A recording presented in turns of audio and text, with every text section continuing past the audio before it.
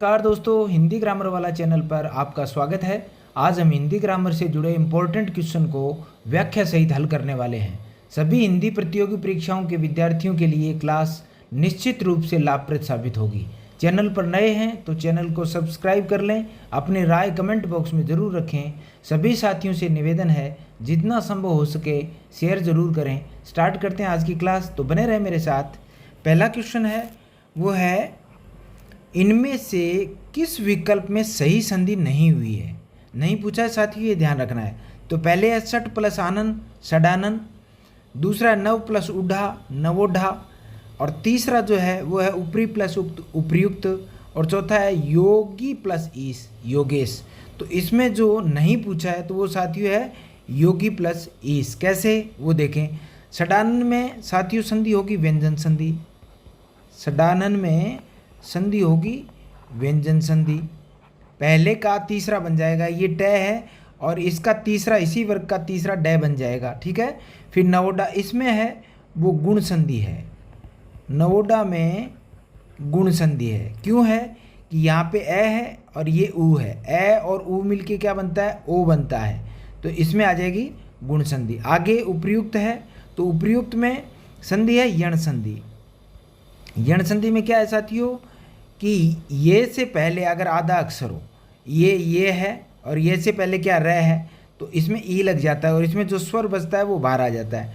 तो ये इसमें यण संधि है। अब योगेश है, सब तो सही है, लेकिन इसमें गलत कैसे है कि इसमें होना चाहिए योग प्लस ईस होना चाहिए, योग प्लस ईस होना चाहिए। क्यों? क्योंकि ये ए है और आगे क्या ई, तो क्या बनेगा, ए बनेगा। ये किस में बनता है, गुण संधि में बनता है, ये ध्यान रखना है। लेकिन यहाँ पे बना क्या है, योग ना बन के योगी बना है, इसलिए ये क्या है, ये गलत है। अब देखेंगे क्वेश्चन नंबर 2।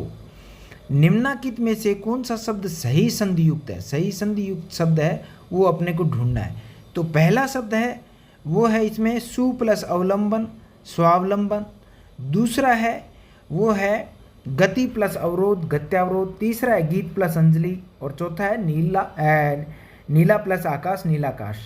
अब गलत इसमें सही पूछा है, तो सही है वो है साथियों इसमें गीत प्लस अंजलि, ये इसमें ऑप्शन सही है। क्यों है वो देखें, बाकी गलत क्यों है वो देखें।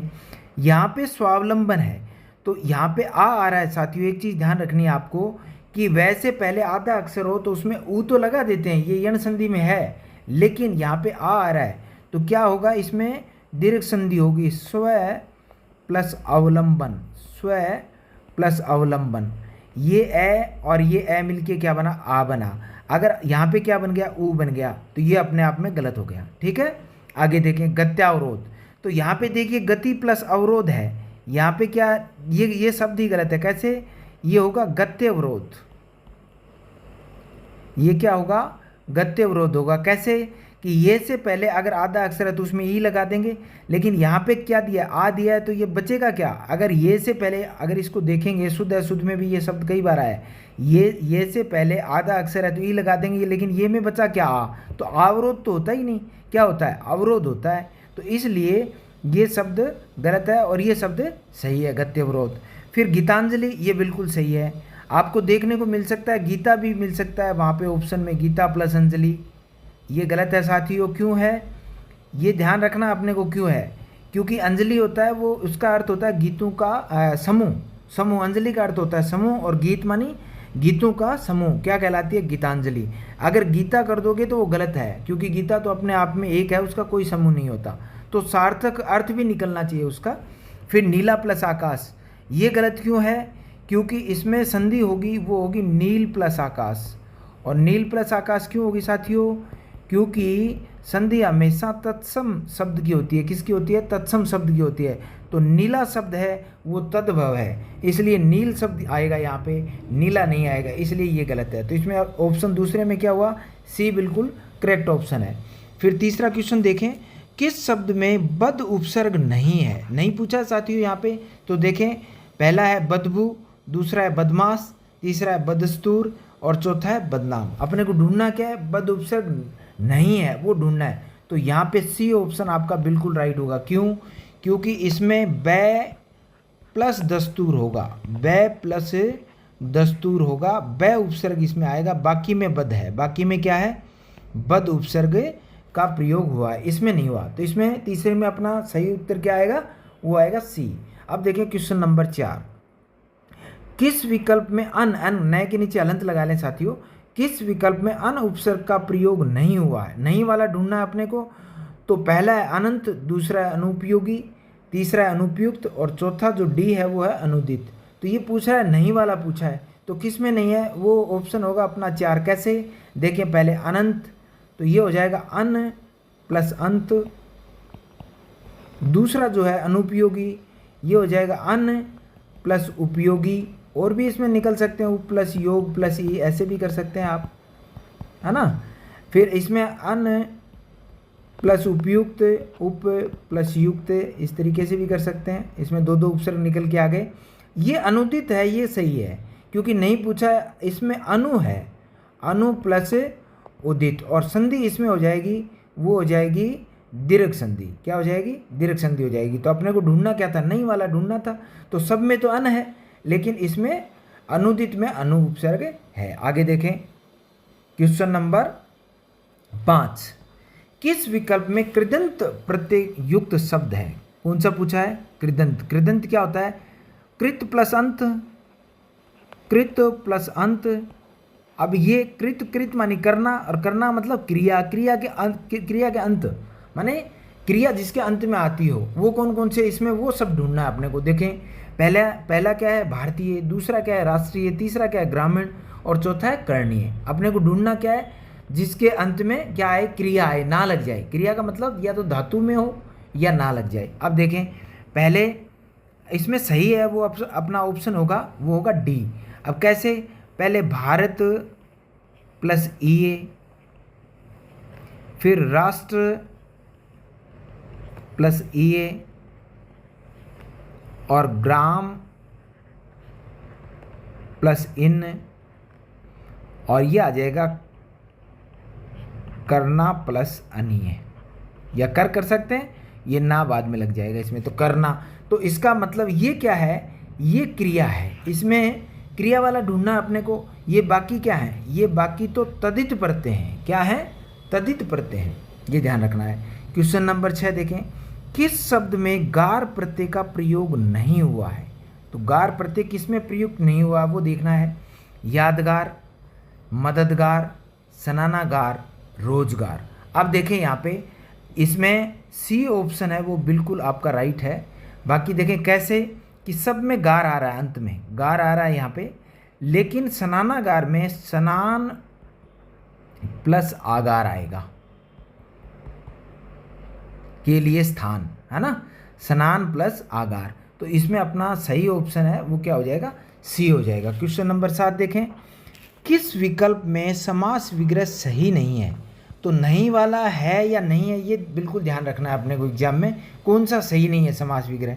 सिर दर्द, सिर में दर्द, कन्यादान, कन्या का दान, भयभीत, भय से भीत, गुरु दक्षिणा, गुरु की दक्षिणा। तो इसमें जो अपना सही ऑप्शन है वो है साथियों डी, गुरु दक्षिणा। ये गलत है, क्यों, क्योंकि इसमें गुरु के लिए दक्षिणा आएगा, गुरु के लिए दक्षिणा आएगा, गुरु के लिए दक्षिणा आएगा। और ये है वो है संप्रदान तत्पुरुष समास है। इसमें क्या है, संप्रदान तत्पुरुष समास है, ये ध्यान रखना है। इसमें अधिकरण आ गया, में पर आ गया, इसमें का आ गया, संबंध आ गया, और ये भय से भीत अपादान तत्पुरुष समास आ गया। तो इसमें पूछ क्या रहा है कि समास विग्रह सही नहीं है, तो इसका सही नहीं था। गुरु की दक्षिणा ना होके क्या आएगा, गुरु के लिए दक्षिणा आएगा। ये संप्रदान तत्पुरुष समास है इसमें, तो सही ऑप्शन इसमें होगा अपना डी। 8वां क्वेश्चन देखें, क्रमधारीय समास का उदाहरण नहीं है। क्रमधारीय समास का उदाहरण कौन सा इसमें से नहीं है, वो कौन सा नहीं है, अंधकूप, अंधविश्वास, अधमरा, आशातीत। तो इसमें अपना जो करेक्ट ऑप्शन है वो है डी, आशातीत। ये हो जाएगा आशा से अतीत। क्या हो जाएगा, आशा से अतीत।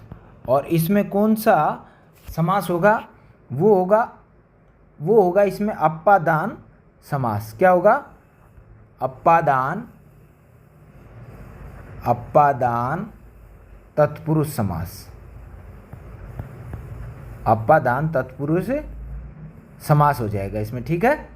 बाकी अंधकूप, ये अंधकूप, अंधविश्वास, अधमरा तीनों ही क्या है, कर्मधारय समास के उदाहरण हैं। जैसे अंधकूप है, अंधा है जो कूप, अंधा है जो कूप, कूप होता है साथियों कुआं, क्या होता है, कुआं। अंधा है जो कुआं, अंधा है जो विश्वास, आधा है जो मरा, आधा है जो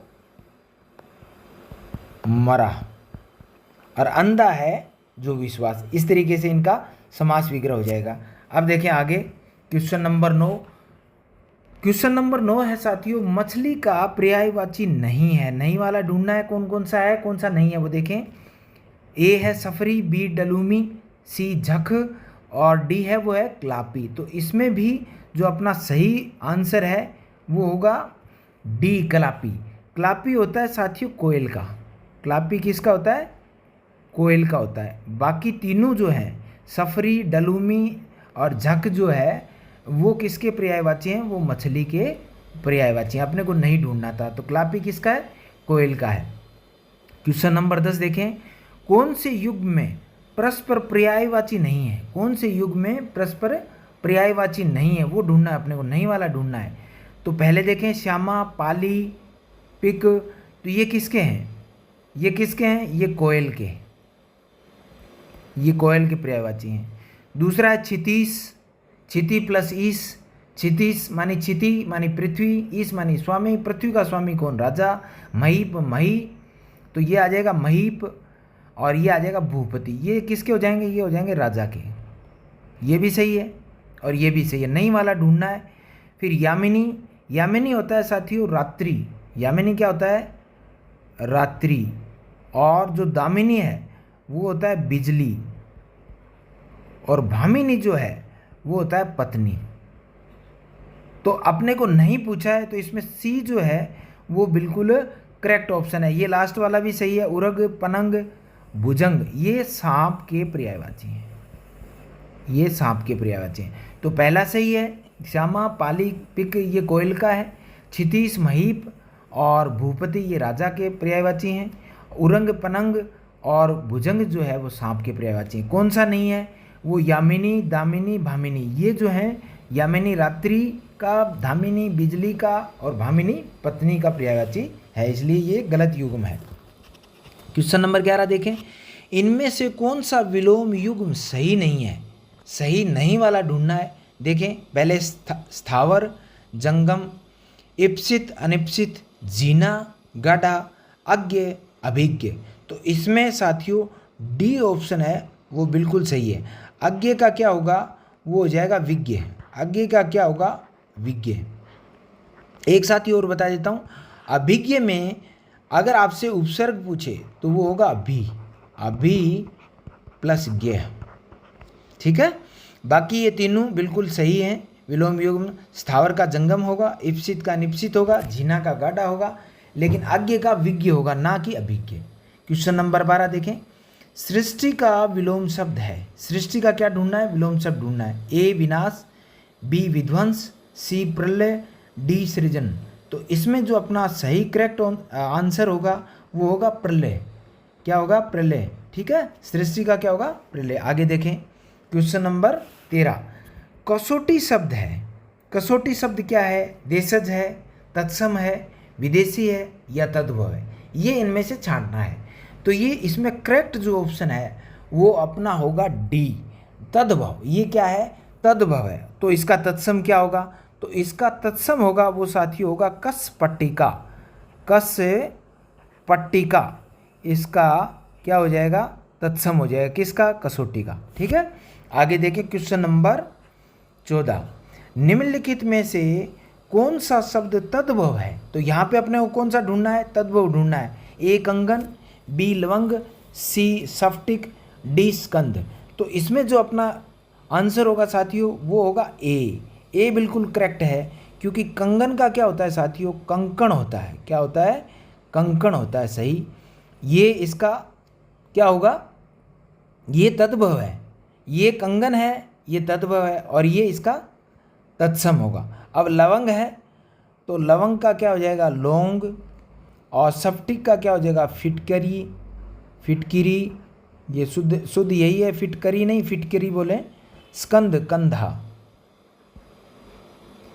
ये हो जाएगा साथियों। तो 14 में क्या हुआ, 14 नंबर क्वेश्चन है, उसमें क्या होगा कि तत्व है वो कंगन होगा, और कंगन उसका तत्सम क्या होगा, वो होगा कंकण। अब देखें क्वेश्चन नंबर 15, इनमें क्रिया विशेषण से बनी भाववाचक संज्ञा है, क्या ढूंढना है, किससे बनी, दो क्वेश्चन है इसमें, एक तो भाववाचक संज्ञा ढूंढनी है, दूसरा भाववाचक तो सारी हैं ये, लेकिन इसमें कौन सी ढूंढनी है जो क्रिया विशेषण से बनी है, किससे बनी है, क्रिया विशेषण से। पहले देखें, ए मानवता, बी ममता, सी शीघ्रता, डी विशालता।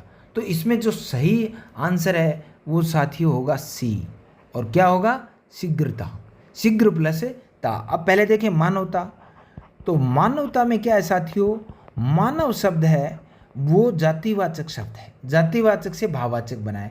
और फिर है ममता, मम प्लस ता, तो मम क्या है, ये सर्वनाम से भाववाचक संज्ञा में बना है।